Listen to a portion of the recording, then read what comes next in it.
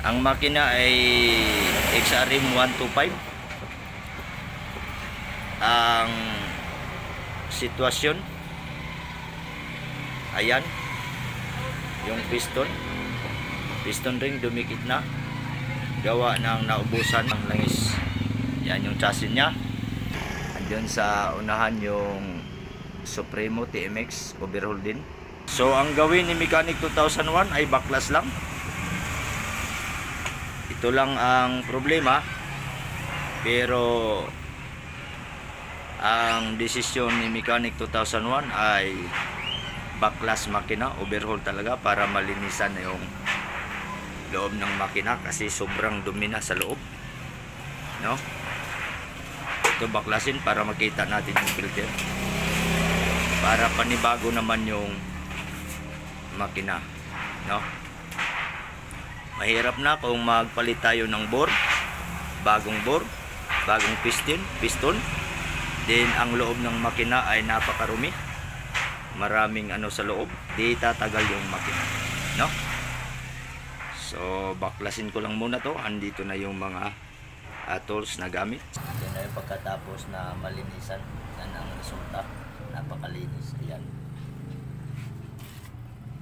malinis talaga yan, magkabila. Ayan, ito naman. Ayan, then ito yung transmission at saka yung tip.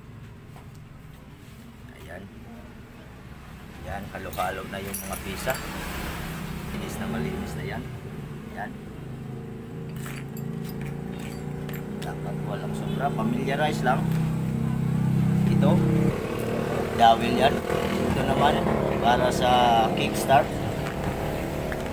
Din itong maliit, yan, kasama yung maliit na spring. Yan, lagay natin nandito para yan sa selector. Indicator light, primera, segunda, tercera, cuarta, neutral. Ito naman transmission. Din itong spring. Din ano, fork, shaft. So yan, so buoy na. Pag buo yan, bukas na yung bore at saka heat, kasi tatrabahoin pa yung anti-works pa. Magpalit pa tayo ng bag seal, din magtirayo tayo ng pangpunas. Yan, tissue.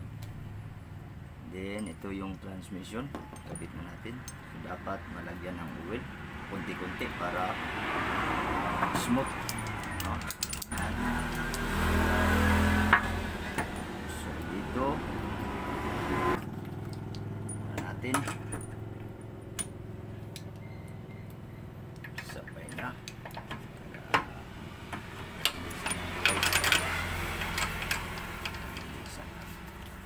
Din itong maiksi sa loob. Yan, yan lang.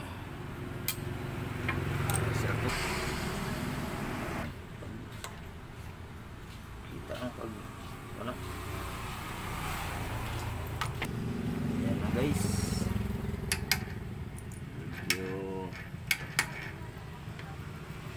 tumama na tayo, sir. Ayan, din ito. Ayan, yan, yan. Kaya pantay dito kasi bearing na yung kasunod.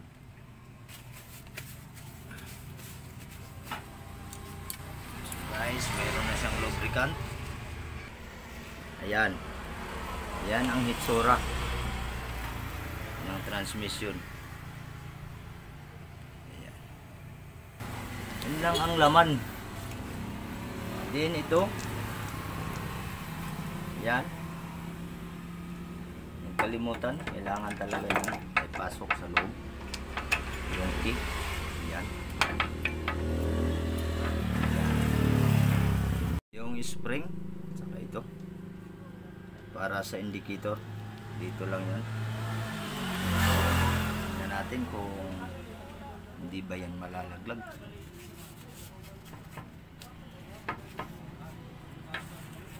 Yun lang ang laman sa loob. Sentro ng makina.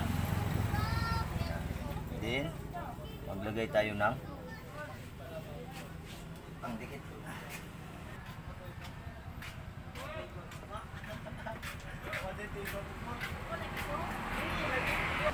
Kailangan lang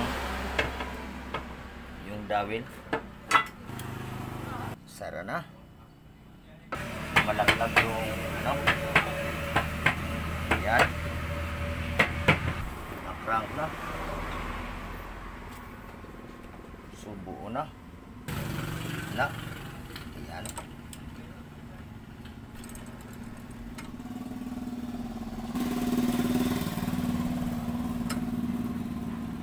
Slide. Yan, dito.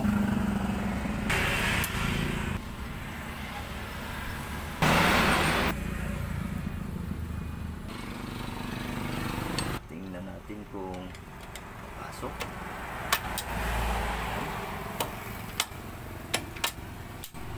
Neutral. Primera. Segunda. Tercera. Cuarta. Neutral. Primera. Segunda. Primera. Neutral. Okay. Napaka-smooth guys. Oh, smooth na smooth. Yan ito. Tingnan natin. Yung kick. Yan o. Yung kick. Yan. Ikot. Ito guys. Pinakamaliit na pin. Yan. Dito yan. Yan. So kailangan natin ng ito. Yan. Dito sa loob. Yay. Ayan. Ayan na yung pin na maliit. Yan. Next yan ay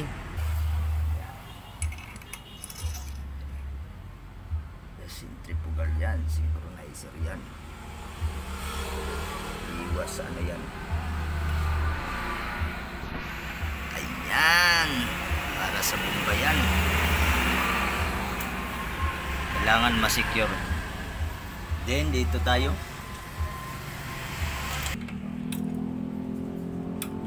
Yan. Yan lang yan. Ito. Yan. Then ito. Kailangan mayroon siyang washer. Yan. Yan. Then ito. So out. No?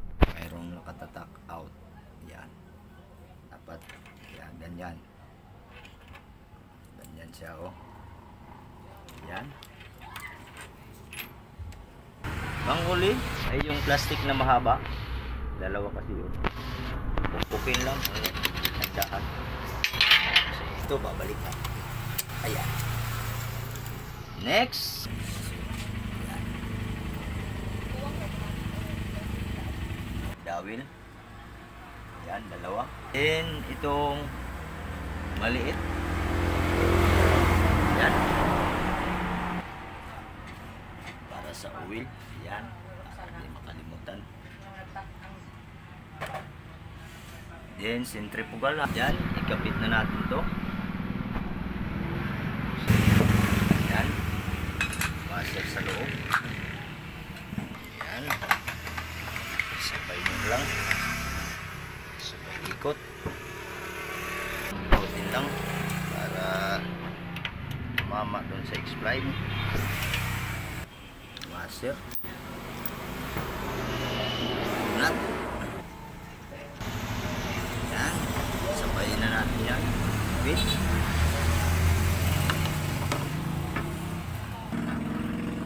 Yan.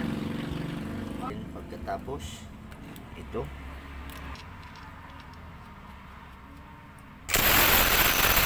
Ayan. Okay.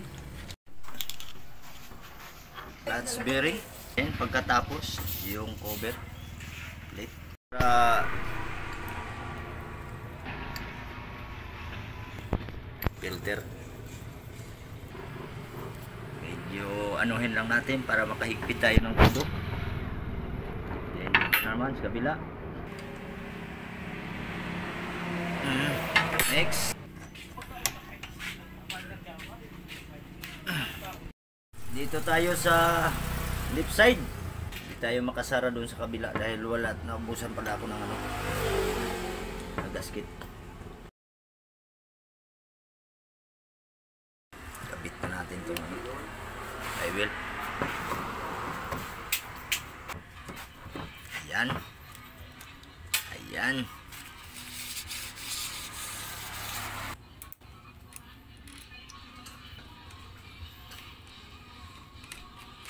Gamit tayo ng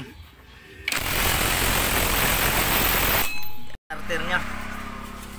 Then pagkatapos palaging dowel tayo.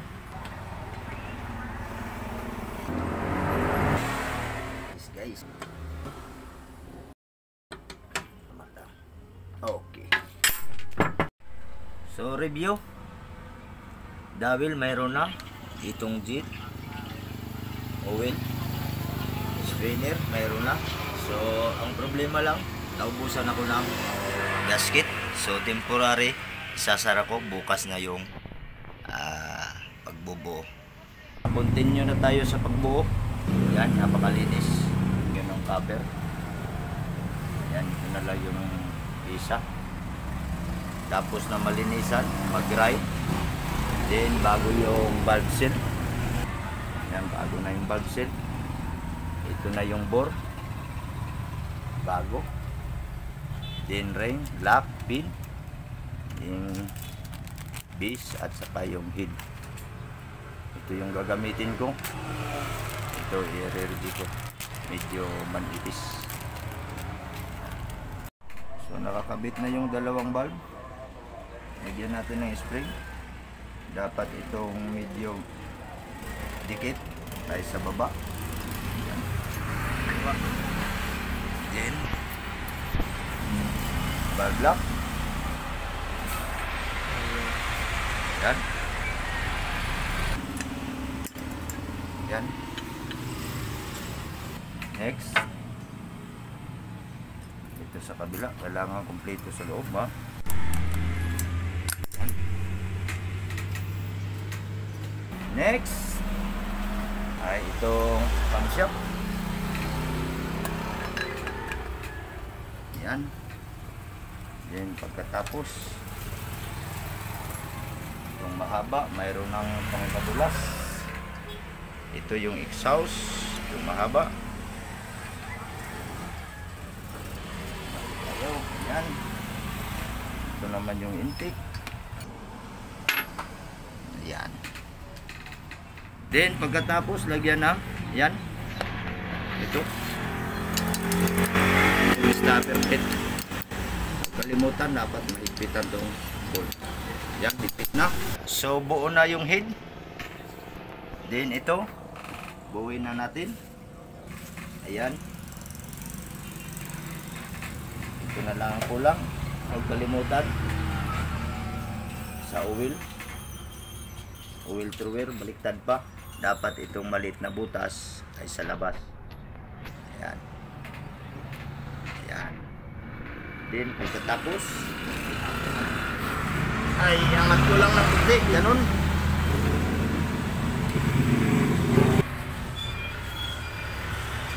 Dapat malinis, ha.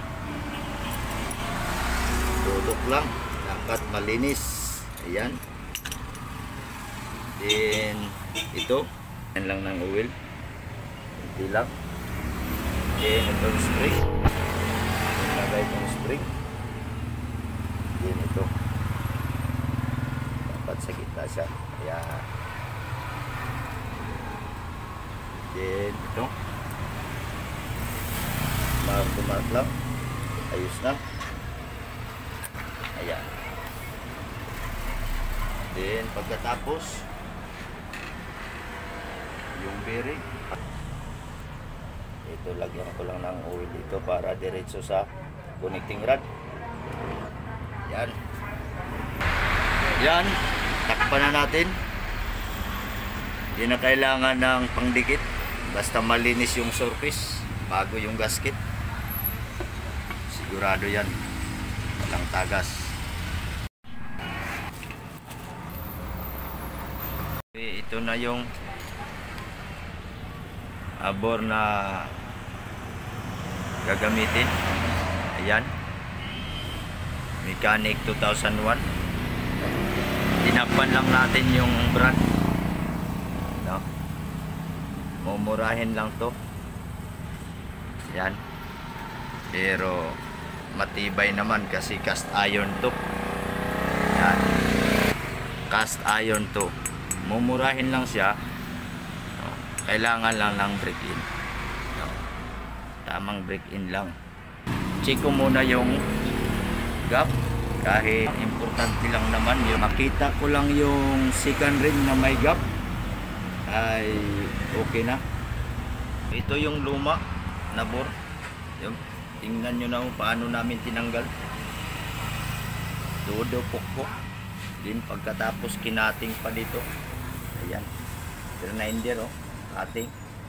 Para lumuwag lang yung headboard sa stud bolt. Ganyan talaga pag XRM. Tagal nang hindi mabaklas. Papasukan kasi ito. Dito. Tingnan nyo naman, 4 yung stud bolt. Isa lang ang may ito, pinakalawang. Ayan. Dito yan sa cylinder head. Ito. Diyan sa baba, ito. Yan, butas yan. Ito sa headboard oh. Dito. Butas yan dito. Ayan. Ayan, napapasukan. Pagdating dito, lumalabas oh. Yun. Ayan. Yan pumapasok yung tubig. Yan sa loob. Ayan. Kaya ayan. Stack up. Daming dumi dyan. Kaya pinokpok, pinating para matanggal. Dito tayo, pag sit ng kailangan malinis. Unahin ko lang muna. Asa na yung in? Ito yung in. So, saan pabor? Dito sa likod. Kapit na tayo. Saan yung kailangan natin yan. Yung ending. Nilisis lang natin.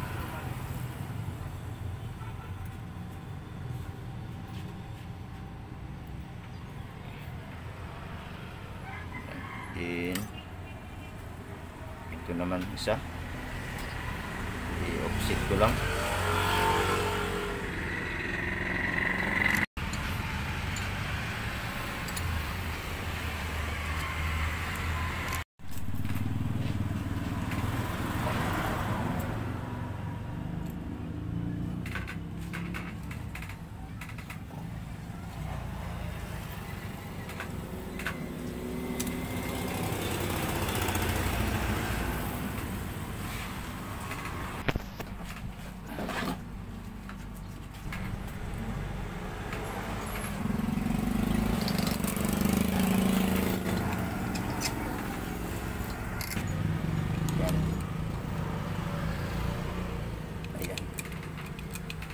Then,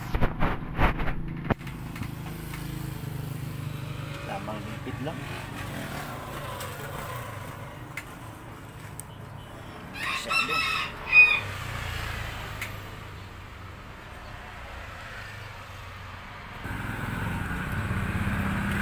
Okay, tapos na ang pagbuo. Ito na. Ayan na. Ayan. Kulang na lang to ay ikabit sa chassis. Ako nang mag-break-in para sigurado. Ayan na. Intact na. Bago na yung cap. At dito na lahat. Dito na. Sige, Loy. Andar. Ayun. Yan ang andar ng bagong overhaul. Oh. Okay.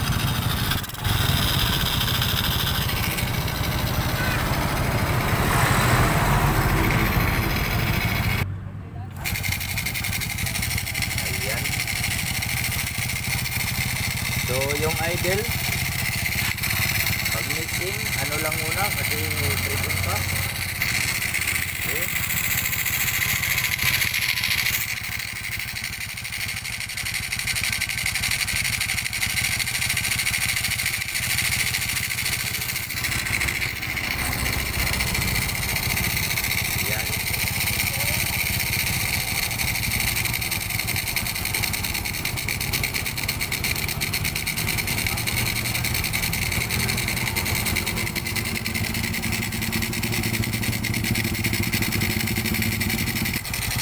Ito na yung bore na nakakabit. Ayan. Ayan. So, napakaganda yung andar. Takpan natin. Ito lang oh. Tingnan. Ilapit kunti. Yan dapat mga andar ng bagong overhaul. So, ang break-in period ay gawin ko na lang 2 days. No, bago ko i-release tong XRM. Yan na guys, kasama ko si Dayang Mechanic at saka si Oloy. Yan, binuo ko yung makina, din sila nagkabit sa chassis, carburetor, lahat, then pinandar. Yan. So thanks for watching. Bago natin i-ending yung video, ay muli sa lahat ng nag-subscribe, salamat sa inyong suporta guys, and sa ating mga viewers,